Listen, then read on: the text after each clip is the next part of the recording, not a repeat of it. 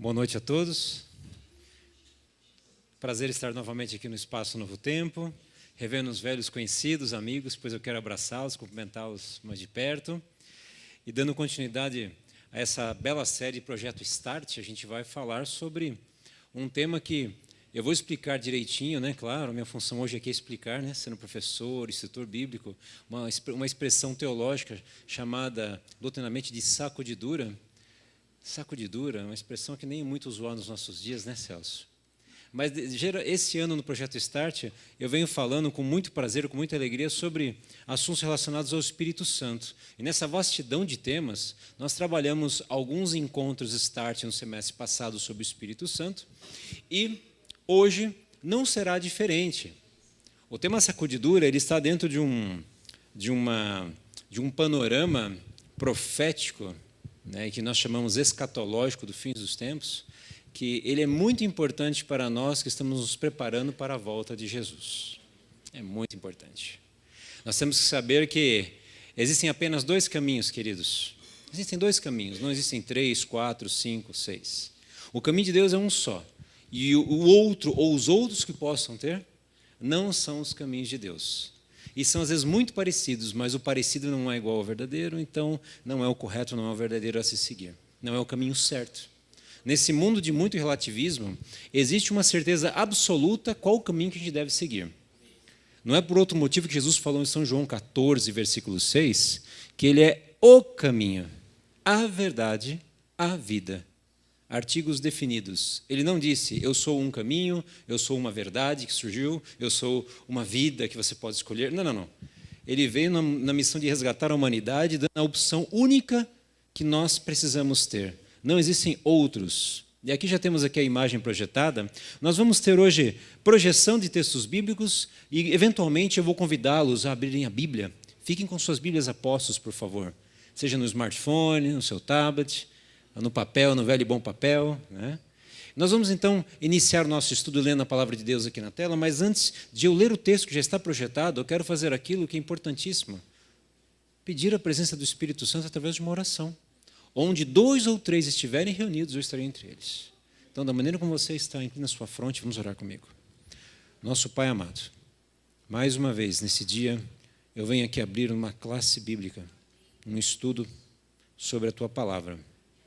Eu não estou falando de mim, venho falar da sua doutrina e venho pedir a Deus que olhe para nós, sorria a cada um nesse momento, abra o entendimento, os corações de cada um, para que possam, no momento em que lerem a Bíblia, possam entender a verdade, tal qual ela é, e possam tomar uma decisão hoje ao lado de Jesus.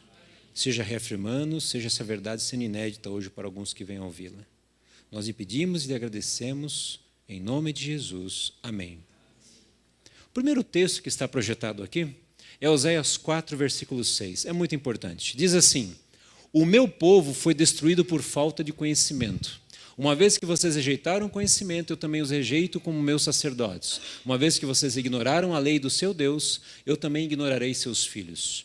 Numa outra versão bíblica, você já deve ter ouvido, meu povo perece por falta de conhecimento. É mais conhecida. Oséias 4,6 diz o seguinte, que o conhecimento de Deus nos leva à vida, e a falta de conhecimento nos leva à morte e perecimento. É um texto muito importante, por isso que nós estamos estudando aqui.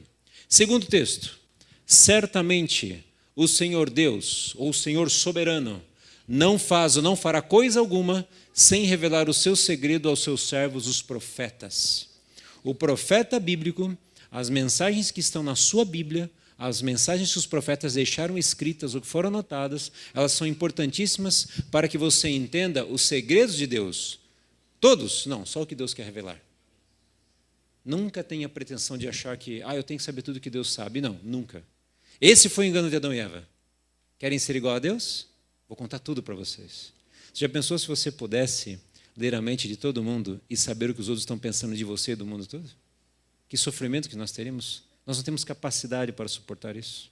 Se a gente não consegue lidar nem com a gente mesmo, nós temos que fazer, uma análise sempre pessoal.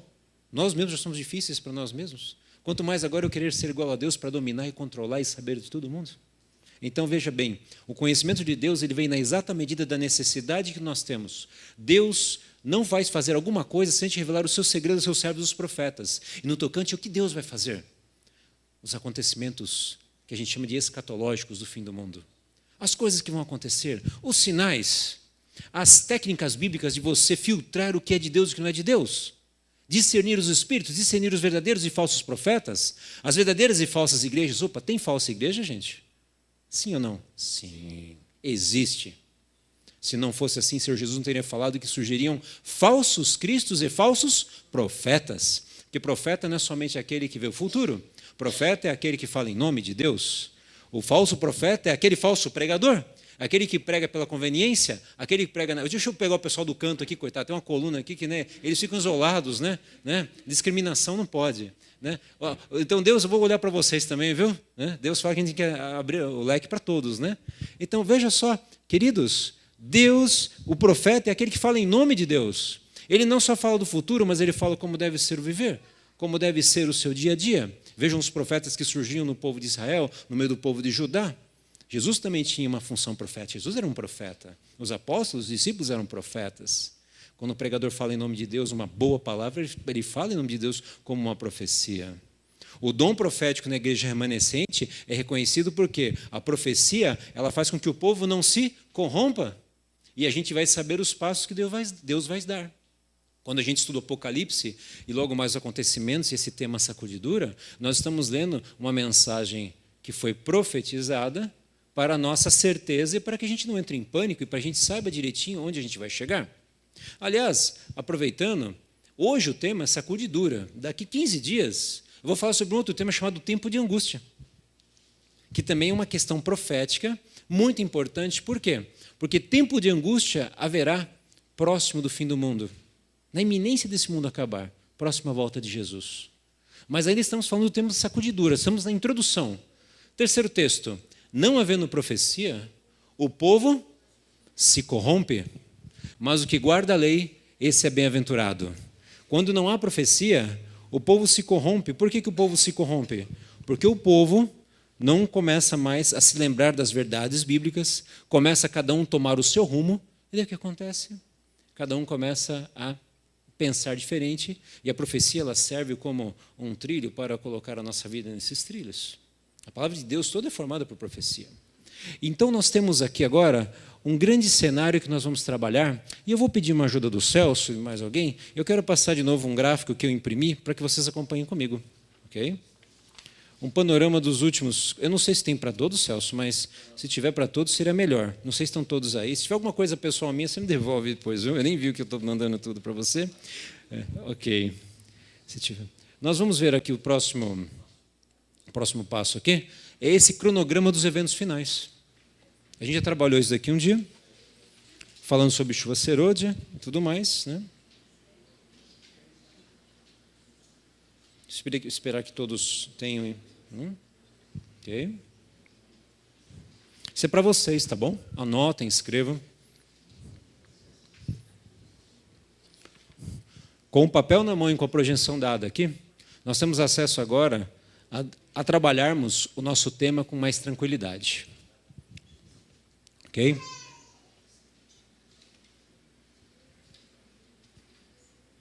Muito bem. Todos pegaram?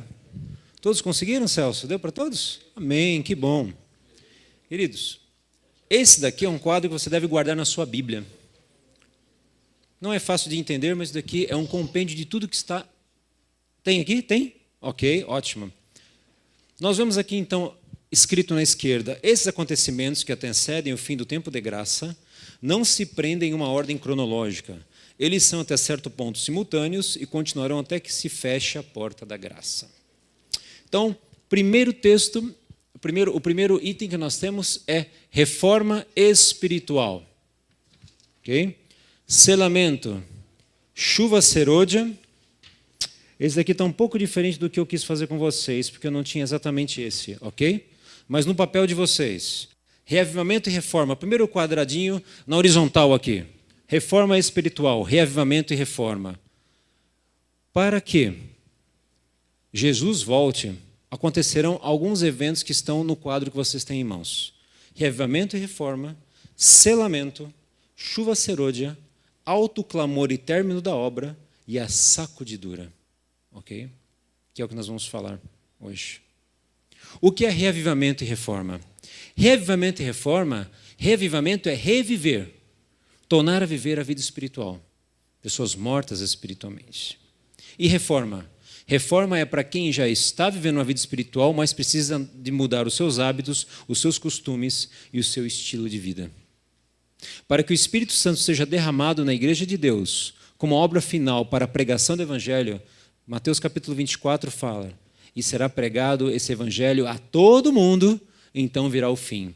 Para que esse Evangelho seja pregado a todo mundo com intensidade, ele será feito através do poder do Espírito Santo para a igreja. Nós não temos forças físicas, não temos capacidade. Somos até um grupo pequeno comparado com a população mundial. Mas Deus vai capacitar-nos através do Espírito Santo. Mas para que o Espírito Santo venha sobre a igreja, precisamos primeiramente reavivamento e reforma. O próximo passo, e veja, isso não é uma escada, não é uma ordem cronológica exata e fixa, tem que ser isso, isso, isso. Isso acontece de forma dinâmica e já acontece nos dias de hoje. Porque tem muita gente já buscando reforma de vida. Tem muita gente que é batizada, conhece a Deus, mas ainda não está dando corretamente com Deus. Tem muita gente que está fria na fé e precisa reaquecer a sua fé. Tem muita gente que está longe do seu estilo de vida cristão. Tem muita gente que não vive uma vida de um bom testemunho cristão. E para que o Espírito Santo possa usá-lo em sua vida, você precisa mudar a sua vida. Como? Qual é o padrão? É o pastor? É o ancião? Não. É Cristo. É o que está na Bíblia. Nos seus profetas. Cristo é o nosso norte, a nossa referência. O segundo passo, identificado profeticamente, é selamento. Veja só. O que é um selamento? Selamento significa você receber a autoridade e as credenciais da propriedade que Deus tem sobre você. Ok? Um selo de um rei, nos tempos bíblicos, era aquilo que descrevia o nome, o título e a extensão do seu domínio. A Bíblia fala, e nós vamos abrir a Bíblia agora, em Efésios capítulo 1, versículo 13, sobre o selamento. Por favor, abram suas Bíblias em Efésios capítulo 1, versículo 13. Por um acaso, o pessoal da mídia projeta texto bíblico de imediato aqui ou não? Não, né? Se não tiver, não tem problema. Eu já vou aqui também achando, é mais para ajudar os nossos amigos e aqui da projeção, se quiser. Né? Todos acharam? Efésios capítulo 1, versículo 13? Paulo, na introdução da carta aos Efésios, diz assim: em quem também vós, depois que ouvistes a palavra da verdade, o evangelho da vossa salvação, tendo nele também crido, fostes selados com o Espírito Santo da promessa. Olha que maravilha, ótimo, muito obrigado. Olha só, fostes selados com o Espírito Santo da promessa. Paulo está falando de uma carta escrita 2000 anos atrás.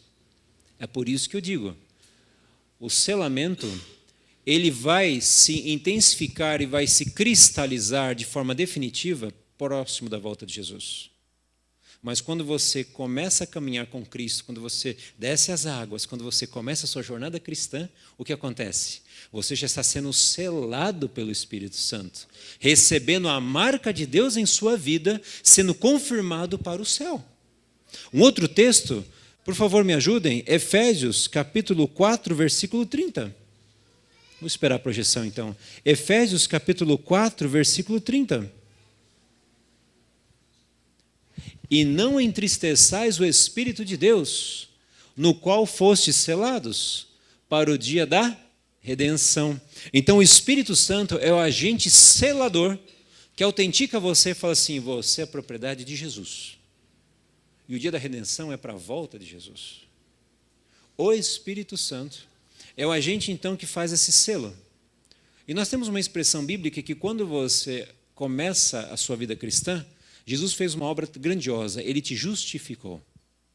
Depois da justificação, e o sentido bíblico aqui é muito importante, o sentido de justiça judaico, o juízo judaico não é simplesmente dizer, você não tem nada, está absolvido, não é uma mera absolvição. O juiz judaico, no sentido bíblico, é aquele que diz assim, você é justo, você é digno. É muito mais de você ser absolvido por falta de provas. É dizer que você é digno de ser um do meu reino. É uma dignidade que entra nos meandros do ser, porque um juiz humano, Um homem que julga um outro ser humano em qualquer país do mundo, ele não julga o réu e fala assim, olha, você é justo. Ele fala assim, condeno ou absolvo, pelas provas. O juiz divino, ele olha para você e fala assim, você é justo porque agora o seu caráter, a tua estrutura, o seu ser está de acordo com o que eu espero para o meu reino, porque o sangue do meu filho te tornou digno a estar comigo. Que coisa linda! Por isso, então, quem faz isso? Quem fala para nós isso hoje? É o Espírito Santo. Então, nós podemos dizer com toda certeza e tranquilidade que quando você, uma vez aceitou Jesus, é justificado, e depois você começa a jornada cristã com Jesus, que é a santificação, é o processo de selamento da tua vida. Percebam que o Espírito Santo atuando hoje na sua vida, ele está te selando para a volta de Jesus e te preparando para os acontecimentos estrondosos antes da volta de Jesus. As pragas, os sofrimentos que o mundo vai passar. Você sabe que não vai acontecer nada com o justo. 1000 cairão ao teu lado, tu não serás atingido. Sabe por quê? Porque tu estarás selados com Deus. Eu estou falando para um público aqui que ama Jesus e outros que estão nos ouvindo e assistindo ou assistirão em outros momentos, mas essa é a verdade bíblica. Nós temos que estreitar os laços com Deus para que esse selamento não se afaste da nossa vida. Então, selo significa propriedade, credenciais que Deus sobre a nossa vida. E aí tem um detalhe muito importante. O selo do Deus vivo, ele existe na Bíblia e eu quero recapitular com vocês, porque o Espírito Santo faz isso. Apocalipse, capítulo 7, versículos 2 e 3, por favor. Apocalipse 7, 2 e 3. Apocalipse 7, 2 e 3. Vi outro anjo que subia do nascente do sol, tendo o selo do Deus vivo, e clamou em grande voz aos 4 anjos, aqueles aos quais fora dado fazer dano à terra e ao mar. Novamente vou ler. Volte para o 2, por favor. Vi outro anjo que subia, então, o mensageiro celestial, na visão profética de João, no Apocalipse, que subia do nascente do sol, ou seja, vindo de um lado para o outro na terra, a mesma coisa dos anjos do capítulo 14, tendo o selo do Deus vivo, ou seja, o selo do Deus vivo. E clamou em grande voz aos 4 anjos, ou seja, os pontos cardeais da terra, o mundo todo, a humanidade, aqueles aos quais fora dado fazer dano à terra e ao mar. Próximo, por favor. Não danifiqueis nem a terra, nem o mar, nem as árvores, até selarmos na fronte os servos do nosso Deus. O selamento na fronte dos servos do vosso Deus é o selo do Deus vivo. E a questão que nós queremos aprender, o Espírito Santo ele vai estar sobre aqueles que têm o selo do Deus vivo. E o selo é aquele que tem um título, autoridade, extensão. E o selo do Deus vivo está em Êxodo capítulo 20, versículo 8 a 11. Por favor, eu gostei do sistema de projeção, fica mais dinâmico. Eu não fico atrelado ao papel.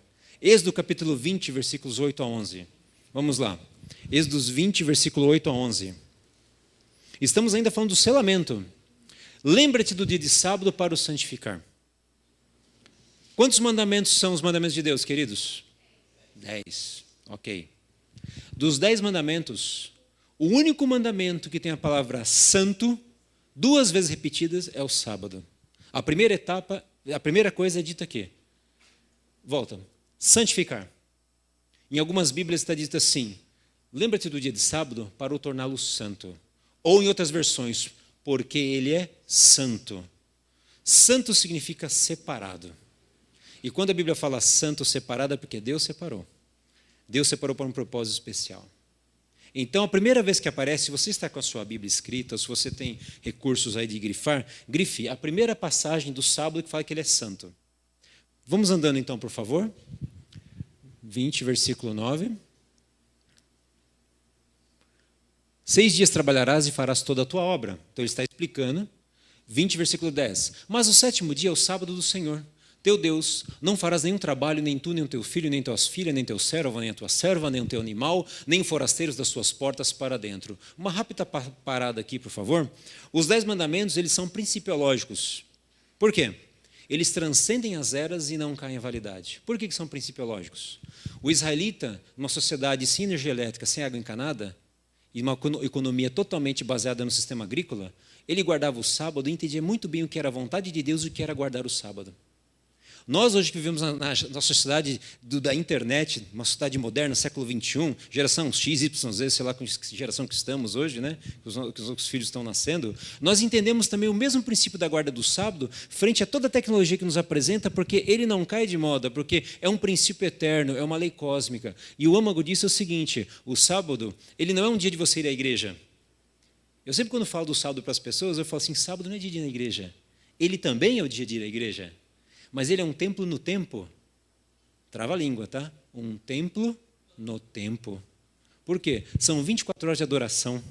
É muito mais importante, muito mais sério do que se falar assim: hoje é o dia que eu vou à igreja. Não, não. O sábado é um dia que Deus reservou para que você tenha um encontro específico com Ele 24 horas.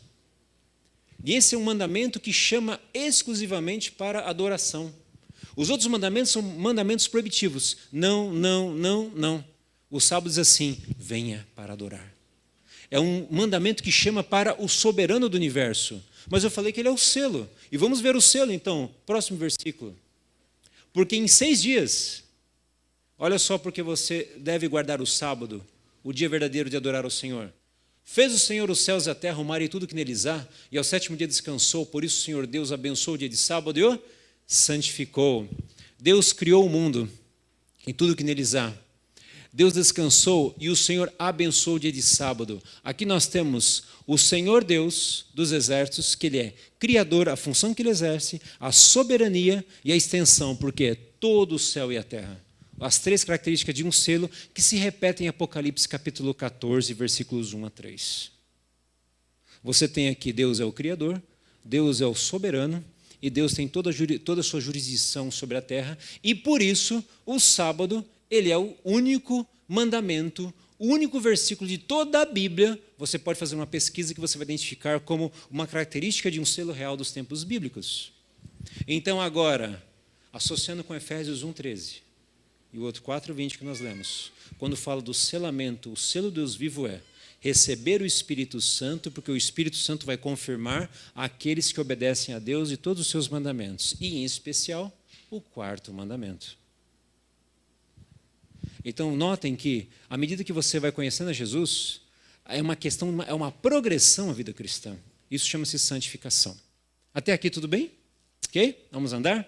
Então, no seu esquema que eu passei para vocês, nós temos então o selamento, e depois do selamento, qual é a terceira etapa pós-selamento?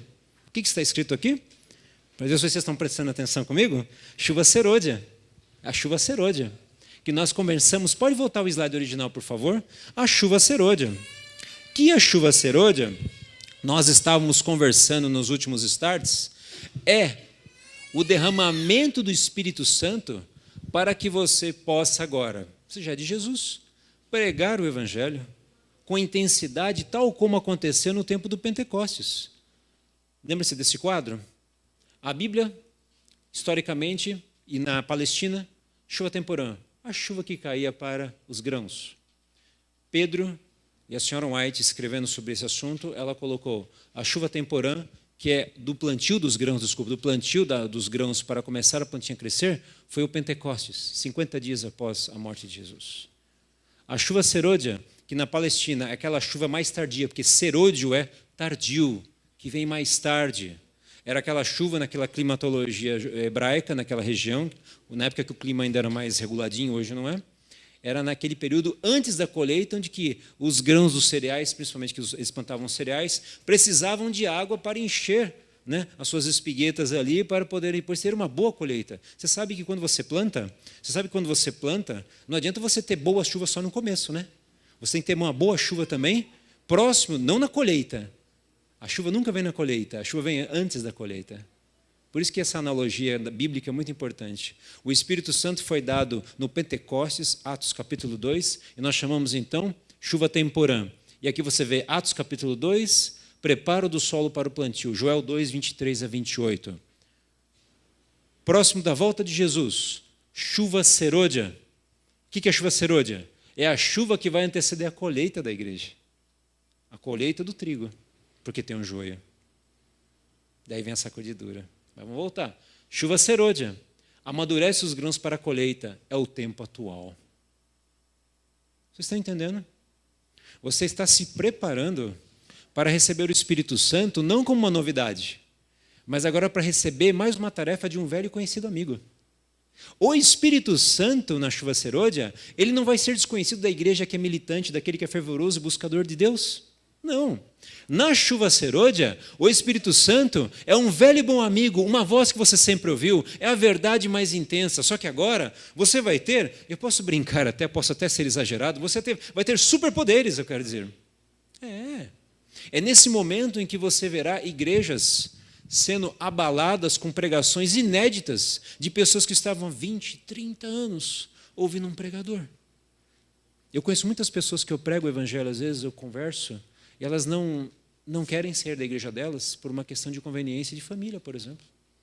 Eu nasci nessa igreja, meu avô batizou aqui, meu tataravô, e eu não quero sair daqui. Mas eu sei, e ele percebe que ele precisa estudar mais. Existe uma série de contextos. E o Espírito Santo, com a chuva serôdia, fará com que nós e todos os demais que são selados por Deus, que pregam o evangelho, vão despertar no mundo a chamada para tomar uma decisão. Pregações, sinais, prodígios. Joel capítulo 2, 23 e 28 fala que vocês terão visões, profetizarão. Profetizar é pregar, é falar a boa e sã doutrina, é falar exatamente o que Deus quer que as pessoas ouçam. Hoje muita gente fala de amor. Hoje muita gente está pregando por aí o mesmo Cristo que nós estamos adorando hoje aqui nesse estudo. Só que muita gente está sendo ensinada de uma parcela muito pequena do que é Jesus. E muita gente está ansiosa, e muita gente sincera. Por que gente sincera? Porque se elas soubessem mais o que fazer para obedecer a Jesus, elas fariam tudo para Jesus. Só que elas não aprenderam isso. Todas as vezes que eu estudo a Bíblia com alguém, eu chego sempre no final do estudo e faço uma estatística. E eu pergunto, você já ouviu falar desse tema? A pessoa diz assim, não. Sabe por quê? Porque o evangelho precisa ser pregado. E isso é para pessoas que têm 10, 20 anos de igreja protestante evangélica. Nem falando de irmãos católicos, que muitas vezes nem a Bíblia leem. E aqui não é uma crítica que eu faço, mas é uma constatação. Que nós percebemos então que quanto mais você estuda a Bíblia, você vai ser usado por Deus para disseminar esse conhecimento, porque o mundo anda em trevas. O mundo está míope espiritualmente. Ok? Então, chuva serôdia. Chuva serôdia amadurece os grãos para a colheita e Jesus volta, porque a seara da terra madura. Em breve, a nossa bendita esperança. Agora, queridos, amém, gostoso. Agora, queridos, depois de toda essa explicação, vem agora a hora da colheita dos grãos. Olha só. Precisamos de quase 40 minutos para entrar no tema da noite. Não vou levar mais 40 minutos, tá bom? Não, nem mais uma hora. Eu vou ser correto no horário. Mas a questão é a seguinte, aqui é uma espigueta de trigo, aqui é uma espigueta de joio. A imagem não está boa, né? Não sou muito bom das artes visuais aqui, mas vocês percebem que o joio é bem diferente do trigo, né? O joio é diferente do trigo na época da colheita. O trigo e o joio, enquanto são pequenos, porque são gramíneas, eles são iguaizinhos. E você não tem como tirar essa praga no meio da sua plantação, a não ser na hora em que você vai colher e você faz um abano ou uma sacudidura, um peneiramento. Qual que é o tema de hoje? Sacudidura. A sacudidura, queridos, é um momento muito, muito grandioso, mas muito triste também, se você for analisar o que vai acontecer. A sacudidura é o momento em que a igreja vai ser limpa do joio e só ficará o trigo. No livro Eventos Finais, que eu recomendo que vocês comprem, leiam, eu até fiz um teste agora, eu baixei na internet, muito fácil, do Centro White, o livro Eventos Finais, ele fala sobre a sacudidura, e assim, vamos aos textos bíblicos, eu vou explicar um pouquinho melhor sobre a sacudidura antes de entrar nos detalhes. Eu coloquei os textos aqui agora, tá bom? A parábola do joio e do trigo, Mateus 13, 24 a 30. Jesus lhes contou uma parábola dizendo, o reino dos céus é como um homem que semeou boa semente em seu campo. Mas enquanto todos dormiam, veio o seu inimigo. E o que aconteceu? Semeou o joio no meio do trigo e se foi. Quando o trigo brotou e formou espigas, o joio também apareceu. Os servos do dono do campo dirigiram-se a ele e disseram: o senhor não semeou boa semente em seu campo? Então de onde veio o joio? O inimigo fez isso, respondeu ele. Os servos lhe perguntaram: o senhor quer que vamos tirá-lo? Ele respondeu: não, porque ao tirar o joio, vocês poderão arrancar com ele o trigo. É a prática agrícola da época na parábola. Ele respondeu então isso: deixem que cresçam juntos até a colheita. Então direi aos encarregados da colheita: juntem primeiro o joio e amarrem-no em feixes para ser queimado, depois juntem os feixes de trigo, que daí cortou aqui no texto aqui agora que eu percebi, né? Mas a continuidade é essa. Então Jesus falou assim: vai haver um momento, essa é a parábola do joio e do trigo, em que dois grupos haverão dentro da igreja de Deus. A sacudidura que está no seu esqueminha aqui, ela vem após a chuva serôdia. Por quê?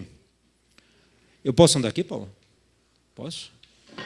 Haverá pessoas que vão ver você falando de Deus na igreja e vão falar assim: você é fanático. Vai ter pessoas na igreja que vão dizer assim: você fala muito de Deus, é muita oração. Eu não gosto dessa igreja. Eu gosto da igreja do ministério tal. Tem muita gente que já faz isso. Tem gente que vai falar assim: olha, essa igreja estuda muito. Eu gosto de igreja que tem mais louvor. Não gosto desse negócio de estudar. Já estudou a Bíblia com gente assim? Infelizmente, tive pessoas que pararam o estudo e falaram assim: não quero ler muito. Não gosto desse tipo de coisa. Eu quero dizer isso para vocês pelo seguinte: os elementos do gráfico que vocês têm em mãos, eles apresentam a escatologia bíblica, mas eles já acontecem nos dias de hoje. Tem pessoas que já recebem o Espírito Santo como a chuva serôdia e tem gente que já está sendo peneirada. Só que agora, esses acontecimentos, eles estão de forma didática relacionados, mas vai acontecer um momento no relógio de Deus em que não haverá mais oportunidade de você dar um passo para trás e decisões deverão ser tomadas, ou fica ou sai. Já viu aquele momento em que chega na prorrogação do jogo e o juiz faz assim? Troca. É o que vai acontecer.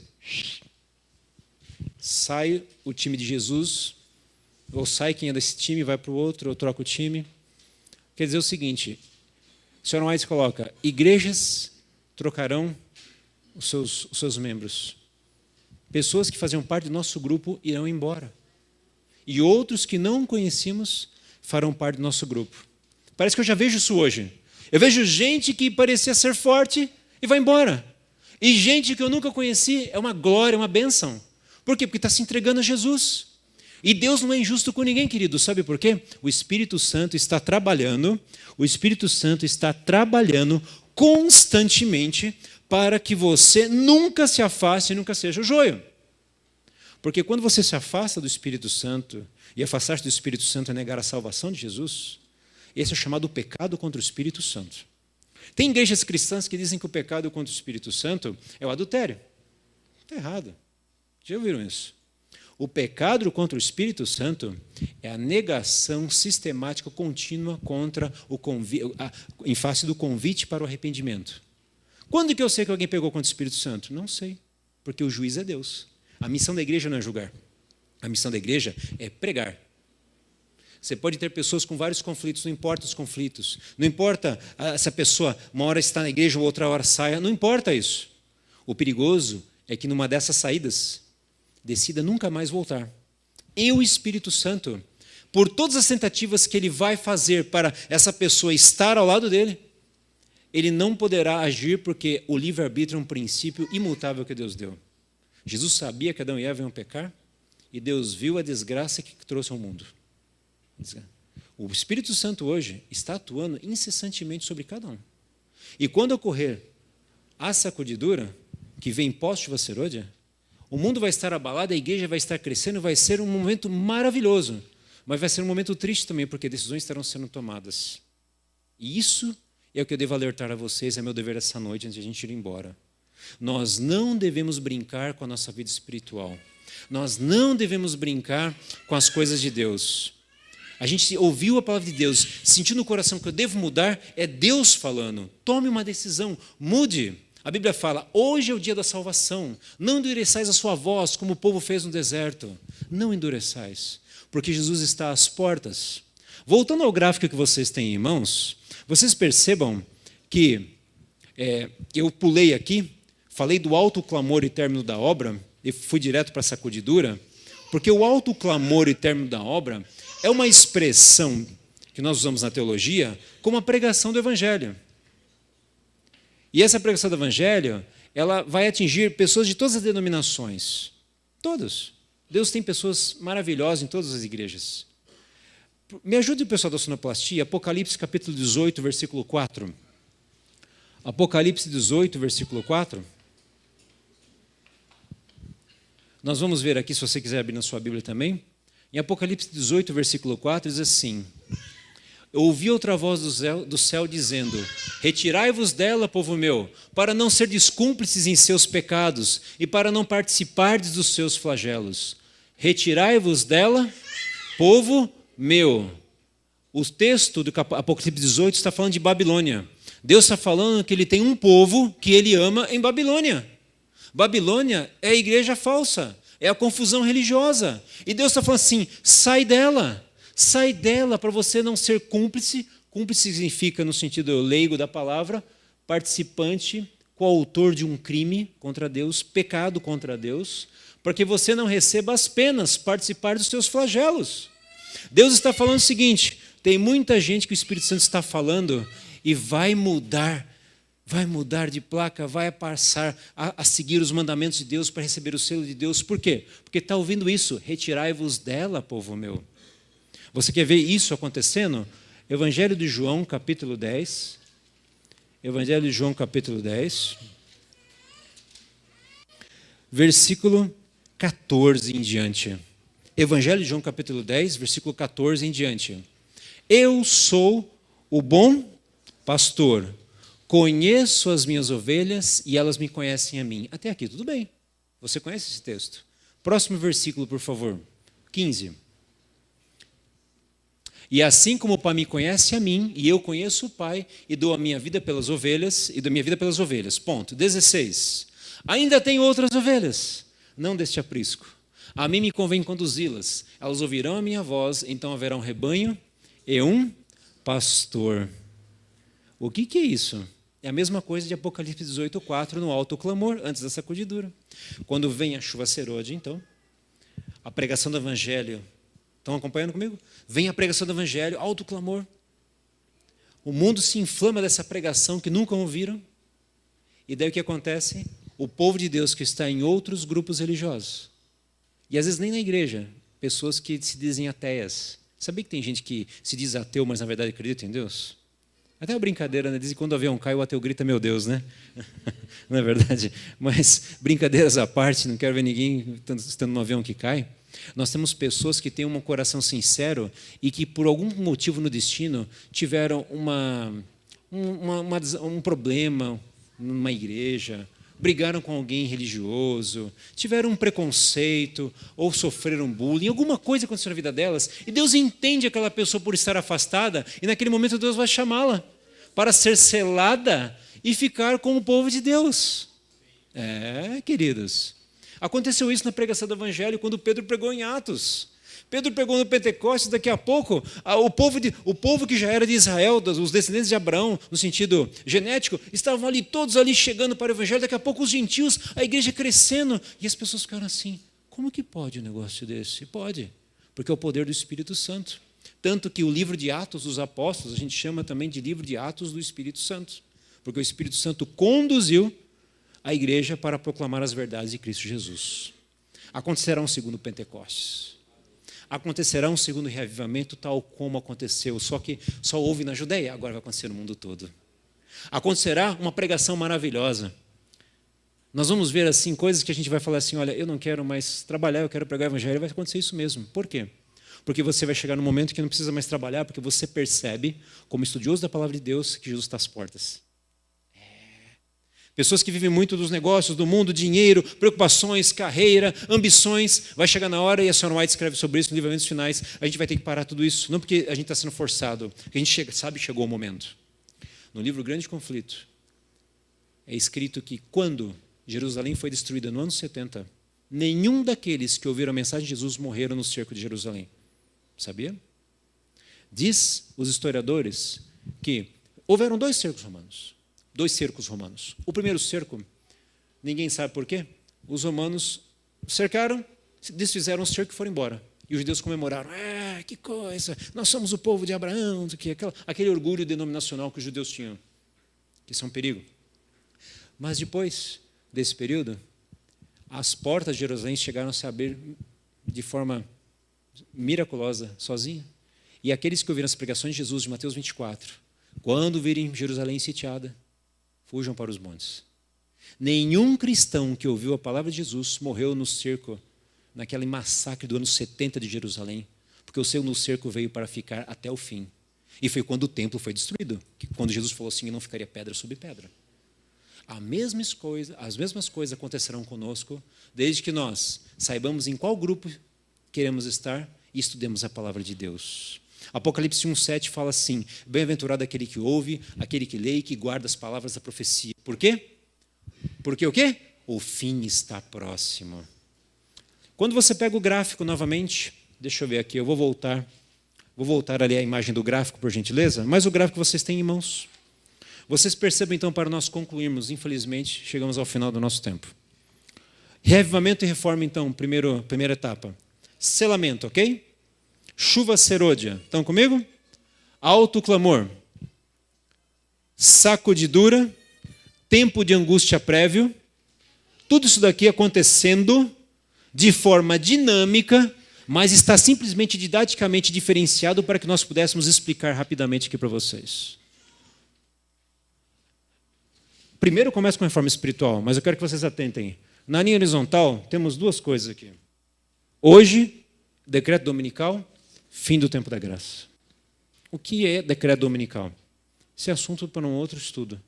Mas decreto dominical é quando os poderes desse mundo, a besta que emerge do mar, poder religioso, a besta que emerge da terra, poder político, se unirão para determinar que você não siga o selo de Deus vivo, mas a marca da besta, que é o falso sábado. E qual é o falso sábado, queridos? Domingo. Domingo não existe essa palavra na Bíblia. Primeiro dia da semana. Domingo vem do latim dominus, que é do Senhor. Como a nossa língua portuguesa é uma língua latina, nós temos a derivação então do latim, porque a igreja, e não estou aqui criticando quem seja católico, por favor, mas é um fato histórico. Qualquer boa enciclopédia, a Wikipedia vai falar isso. A igreja, quando determinou a guarda do domingo, ela falou que o domingo seria o dia do Senhor. E ela falou assim, Dominus Dei. E ficou Dominus domingo. Ok?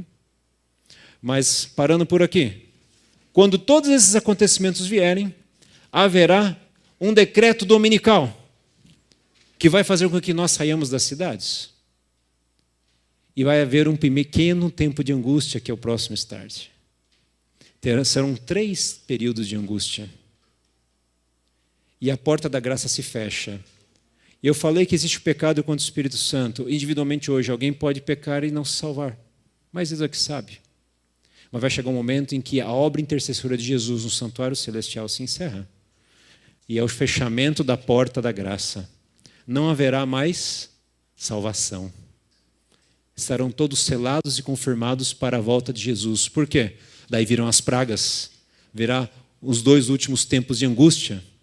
A angústia maior e a angústia de Jacó. Decreto de morte. E tudo aquilo que você vê no Apocalipse como um caos, por mais que o mundo esteja num caos, você estará selado e guardado. Qual que é o erro do diabo hoje impondo nas pessoas? Tem uma primeira vinda que alguns serão arrebatados. Depois outros ficarão mais 3 anos para ter uma segunda chance. Isso é diabólico. Eu não vejo um texto bíblico que fala que existe uma segunda chance para aqueles que não foram arrebatados em secreto, que nem arrebatamento secreto existe na Bíblia. Jesus virá às claras como a luz do dia, o sol ao meio-dia. Queridos, nós temos hoje que entender que a sacudidura, ela poderá ser uma situação, um fenômeno muito complexo na igreja, porque você verá assim amigos querendo ir embora. E vão embora. Mas terão outros amigos vindo. Você verá pessoas dizendo coisas que você fala assim, mas como? Ele cantava na igreja, ele pregava. E além do mais, a senhora White escreve no livro Eventos Finais que vai ser na sacudidura, nesse período antes do fim do tempo da graça, com a igreja pregando, que o diabo vai fazer os maiores sinais e prodígios para enganar os eleitos. Não é hoje que o diabo está fazendo os seus maiores sinais. Ele está guardando munição para enganar o povo de Deus, porque quando o Espírito Santo for derramado pela chuva serôdia e a igreja estar efervescendo, o diabo vai se passar por Jesus. Ele vai andar na terra. Ele vai falar que ele chegou. Ele vai falar que ele é o da promessa bíblica. Ele vai falar assim: estou na Ásia, estou em Nova York, estou na África do Sul, estou na Oceania. Ele vai arrebanhar pessoas, ele vai falar, vai fazer milagres, vai fazer gente chorar. Vai usar a Bíblia que vocês usam e vai cantar os hinos cristãos que a comunidade canta. Esse que é o problema. E ele vai falar assim: devemos adorar o dia domingo. E ele vai apontar a igreja dele na terra, que está entre 7 colinas lá em Roma. E ele vai falar assim: mas esse povo que está pregando esse reavivamento e falando para guardar o 7º dia, esse povo está errado. Que somos nós. Satanás vai fazer isso. E depois que a porta da graça se fecha, o Espírito Santo não estará mais trabalhando a conversão dos corações. Virá um decreto de morte, porque pragas estarão caindo e vão querer matar a gente. Mas ninguém vai morrer. Salmo 91. Queridos, aleluia. Depois ocorre o livramento, o Senhor Jesus volta e começa o milênio pós-advento. Queridos, nós precisamos entender, praticar agora e conhecer quem é o nosso pastor, quem que é o nosso líder espiritual, a quem nós adoramos, quem é o nosso Deus verdadeiro, porque Satanás vai vir com um chumbo grosso, desculpa a palavra, para realmente mostrar e falar assim: olha, eu sou Jesus, e ele não vai ser Jesus. Porque Jesus falou sobre isso, e é nesse contexto da sacudidura que ele vai enganar as pessoas. Espero que ninguém dessa igreja, desse dia que está me ouvindo, se engane. Espero que todos nós, na sacudidura, nos confirmemos, amém, nos confirmemos na volta de Jesus. Porque Jesus está muito perto de voltar, queridos. Você sabe, eu lembro da história de Noé. Para encerrar, me dê mais 5 minutinhos, Paulinho. Queridos, me aguentem mais 5 minutos. Noé, quando ficou... Obrigado, Deus abençoe. Quando Noé construiu a arca era um barco gigantesco no quintal da casa dele. E os antediluvianos eram homens de uma capacidade intelectual superior ao que você possa imaginar. E durante 120 anos, construindo um barco no quintal da casa dele, ele falou que iria ocorrer um fenômeno atmosférico que nunca ocorria até então. Chuva. Para nós é comum. Hoje nós somos como Noé. Somos tidos como loucos, porque o evangelho é loucura para esse mundo. Nós fazemos um barco no quintal da nossa casa, anunciando coisas que a matemática, a ciência... Olha, o Brasil não vai ter terremoto, as placas tectônicas aqui são estáveis. Não, nada disso. Não é pela ciência, é pela fé. O Senhor falou. Noé esperou 120 anos. Desde a última data profética na Bíblia, que foi 22 de outubro de 1844, não haverá mais nenhuma data até a volta de Jesus. Por isso nós estamos na iminência da volta de Jesus. E o que está acontecendo vai ocorrer da maneira como está escrito. Estude a palavra de Deus. Bem-aventurado aquele que lê e que ouve, porque o fim está próximo. Deus abençoe a todos, tenham todos uma boa semana e até o próximo Start comigo, então daqui a 15 dias, mas semana que vem tem também, né, eu acho, né? Tchau, tchau então, gente. Obrigado, viu? Vamos orar, né? Vamos orar, né? Eu achei que só se orar. Vamos orar. Vamos orar, vamos ficar em pé, vamos falar com Deus. Vamos falar com Deus e é muito bom. Pai amado, eu venho aqui nesta missão hoje, aqui no Espaço Novo Tempo, mais uma vez compartilhar com os meus queridos essa verdade bíblica que irrita o seu inimigo. Satanás não gosta dessa mensagem. Mas nós estamos aqui prontos para receber o Espírito Santo, arrumarmos a nossa vida, buscarmos primeiramente um reavivamento e uma reforma em nosso ser, para que possamos ser os arautos da verdade desse último momento que esse mundo anda. E eu quero, ó Deus, que além dessa experiência maravilhosa de sermos pregadores do Evangelho, possamos ser agora impactados pelo Espírito Santo que passeia nesse ambiente, para que tenhamos um desejo ardente de amá-lo, ó Deus, e viver uma vida cristã digna do seu chamado, segundo os seus princípios, convertidos a Ti, para que onde nós andarmos as pessoas digam: ali anda um servo de Deus. E que cada um desta igreja, cada familiar, cada um que eles representam, sejam também abençoados pelo guarda-chuva das bênçãos que eles recebem. Dê eles uma boa semana. Não sabemos o futuro, mas desde já lhe agradecemos porque tu és o nosso Pai, nosso soberano. E queremos ver assim pelo resto da vida, até a sua volta e toda a eternidade. No poderoso nome de Jesus. E a igreja diz comigo, amém. Amém. Mais uma vez, boa noite a todos.